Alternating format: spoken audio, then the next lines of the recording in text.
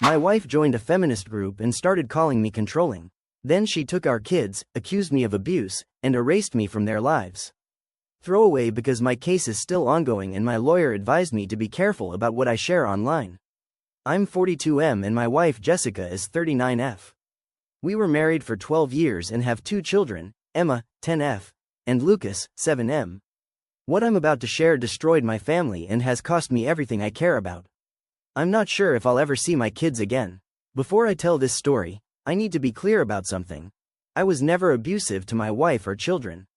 Not physically, not emotionally, not financially. I'm sharing this because I want other fathers to understand how quickly your life can be turned upside down by false accusations, and how the family court system can be weaponized against you even when you've done nothing wrong. Jessica and I met in college. She was studying social work and I was in engineering. We had what I thought was a happy marriage for most of our time together. We both worked, she as a family therapist and me as a software engineer. We shared household duties, made decisions together, and were active parents to our kids. Sure, we had normal marital disagreements, but nothing I ever considered serious. Our problems started about 2 years ago when Jessica joined what she called a women's empowerment group through her work. She said it was professional development focused on supporting women in male-dominated fields. At first, I was supportive. Jessica had always been passionate about women's rights, and I thought it was great that she was connecting with like-minded colleagues. But gradually, Jessica started changing. She became hypercritical of everything I did and said.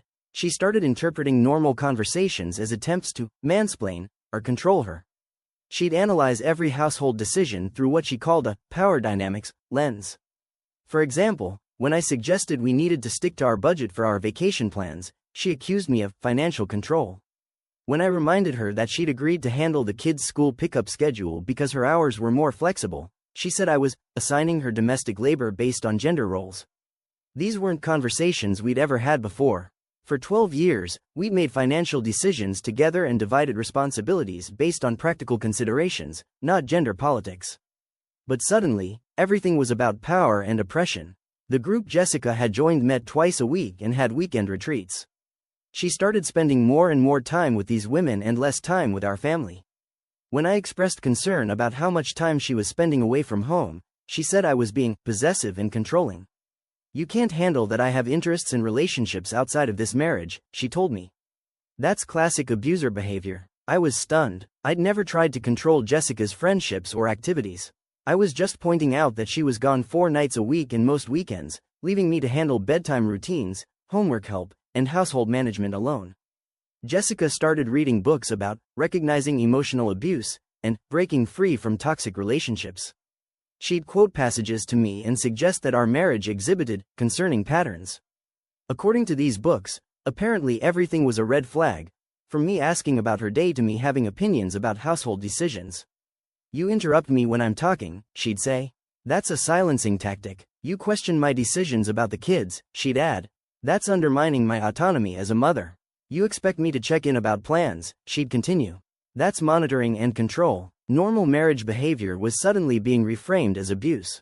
I tried to engage with her concerns and modify my behavior, but nothing I did was right. If I gave her space, I was emotionally withdrawing. If I tried to discuss problems, I was gaslighting. If I got frustrated with these constant accusations, I was showing my true colors.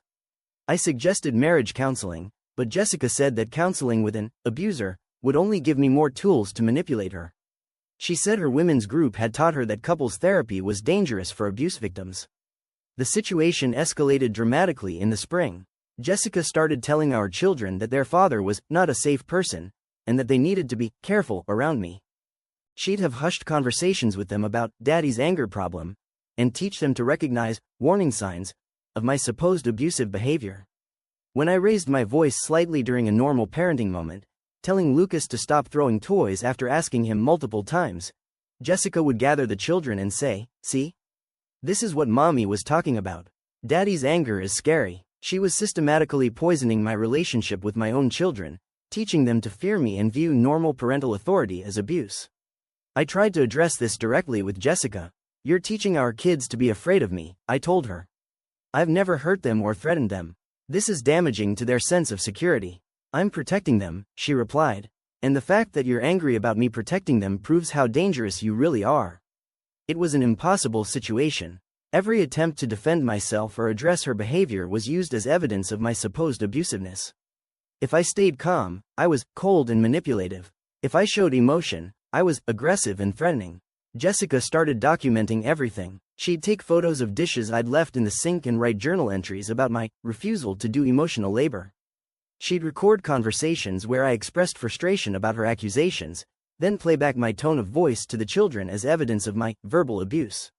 She created a narrative where every normal aspect of marriage and parenting became sinister. When I reminded Emma to practice piano, Jessica would document it as me controlling and pressuring our daughter. When I asked Lucas to clean his room, she'd write about my authoritarian parenting style. The children started acting differently around me. Emma became withdrawn and anxious when we were alone together.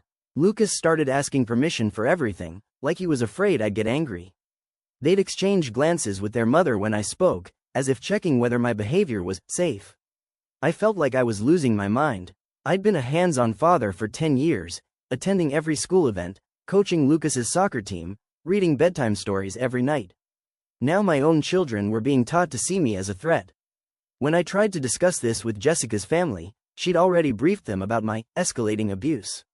Her mother told me that she was proud of Jessica for finally recognizing the toxicity in our marriage. Her sister said she'd always sensed something wasn't right about me, though she'd never mentioned any concerns before. Jessica's women's group had apparently taught her to trust other women's perspectives over mine. When I suggested that perhaps the group was giving her biased advice about our marriage, she said I was trying to isolate her from her support system, another classic abuse tactic, according to her research. In May, I came home from work to find that Jessica and the children were gone. There was a note saying that she'd taken them somewhere safe and that I shouldn't try to contact them. Her phone was disconnected, and her social media accounts had been deactivated. I immediately called the police, but they said that since there was no custody order in place, Jessica had the right to take the children. They suggested I contact a family lawyer immediately. 3 days later, I was served with a restraining order. Jessica had filed an emergency petition claiming that I had been emotionally and psychologically abusing her and the children for years. She alleged that my behavior had been escalating, and that she feared for their safety. The petition was full of distorted descriptions of normal marital interactions. She described a time when I'd asked her to please keep her voice down during an argument because the kids were sleeping as intimidation and silencing. She said that when I'd expressed frustration about her spending more time with her women's group than with our family, I had threatened to isolate her from her support system. Most damaging were her claims about my interactions with the children. She alleged that I had screamed at Emma for not practicing piano. I had raised my voice once when she was ignoring me. She said I had physically intimidated Lucas by standing over him when he was misbehaving. I had stood next to his chair during a timeout. Everything was technically true but presented in the worst possible light. Yes, I had raised my voice. Yes, I had stood near Lucas. Yes, I had asked Jessica to keep her voice down.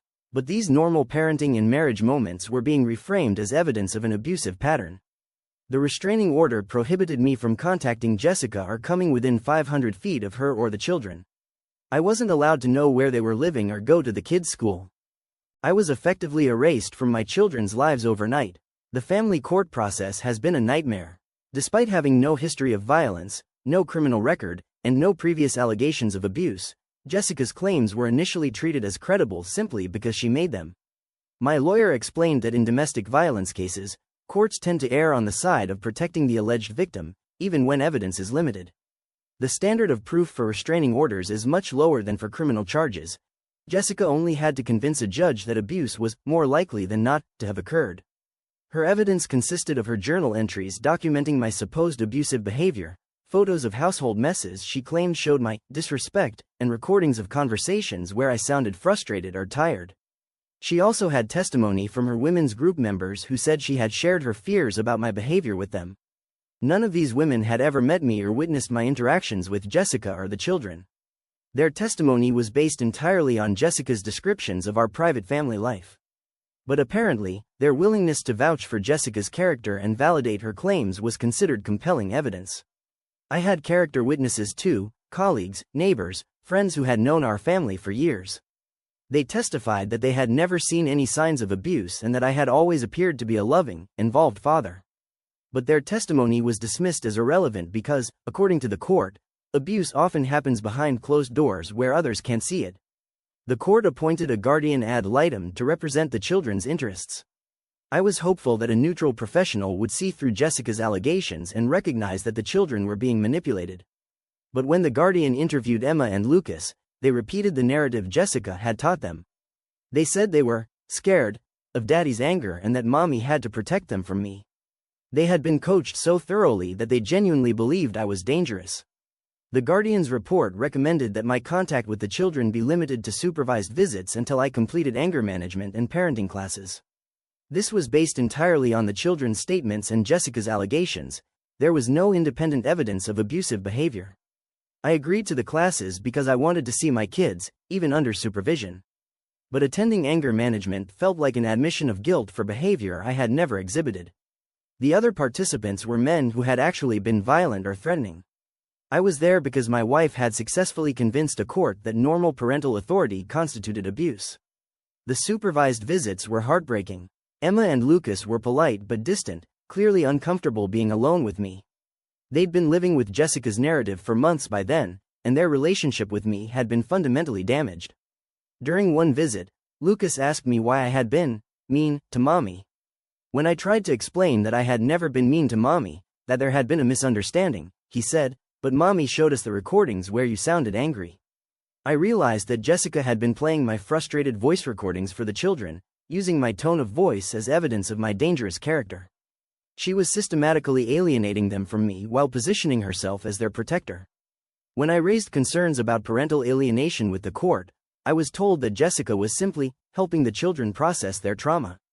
My complaints about false allegations were characterized as further evidence of my abusive mindset. Allegedly, abusers always claim their victims are lying. The system seemed designed to validate accusations rather than investigate them. Once Jessica had labeled me as abusive, everything I did was interpreted through that lens. If I advocated for myself, I was being aggressive. If I remained calm, I was coldly manipulative. If I expressed emotion about being separated from my children, I was unstable. Jessica, meanwhile, was being praised for her courage in leaving an abusive situation and protecting her children. She was receiving free legal aid through a domestic violence organization, while I was paying thousands of dollars for a lawyer who seemed to be fighting an uphill battle against preconceived notions about men and domestic violence. The financial toll has been devastating. Legal fees, court costs, mandatory classes, supervised visitation fees. It's cost me over $50,000 so far, and the case is still ongoing. I've had to take a second mortgage on our house to pay for my defense against allegations that have no basis in reality. Emotionally, the impact has been even worse. I haven't had an unsupervised moment with my children in over a year. Emma's 11th birthday party happened without me. Lucas started 3rd grade without his father there to walk him to his classroom. I missed school plays, soccer games, and bedtime stories, all because my wife successfully convinced a court that I was dangerous.